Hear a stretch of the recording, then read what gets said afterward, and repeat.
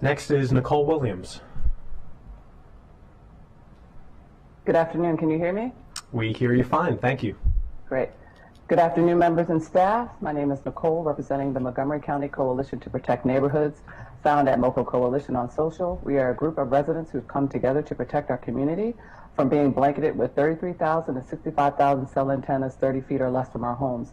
Unfortunately, we're facing this because of the passing of ZTA 2201 in October 2022. That ZTA was actually a redo of 1907 because of mistakes made with zoning laws and ordinances. Many of us, including myself, met with previous council members and staff leading up to the votes for both ZTAs. We discussed zoning issues, offered amendments, and informed them that the DC Circuit Court ruled against the FCC regarding their outdated 1996 RF radiation guidelines in August of 2021. With that said, we strongly support the funding of the Office of the People's Counsel, or OPC. The OPC exists under Article 7, Section 2-150 of the Montgomery County Code. Their purpose is listed as follows.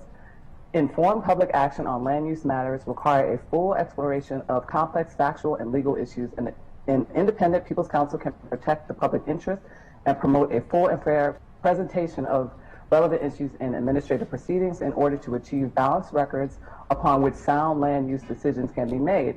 In addition, the People's Counsel, who provides technical assistance to the citizens and citizen organizations, will encourage efforts participating in and increasing public understanding of and confidence in the county land use process.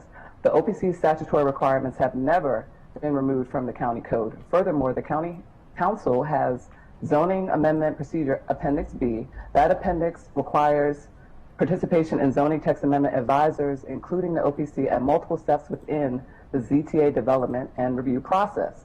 Consultation between council staff and advisors must occur prior to ZTA introduction and the drafting of any staff reports. However, the consultations with the OPC has not occurred for more than a decade because of funding was withdrawn in 2010, meaning residents were denied a seat at the table throughout the gestation cycles of over 100 ZTAs. The People's Counsel was created to be an essential pillar of participatory democracy, to help inform residents and facilitate public engagement. In essence, it provides residents with a valuable tool, a land use attorney that is on their side to help sort out obscure world of zoning laws. This is why we support the CEL Rich's recommendation to restore funding to the OPC in the FY24 operating budget and ask that you please follow his lead.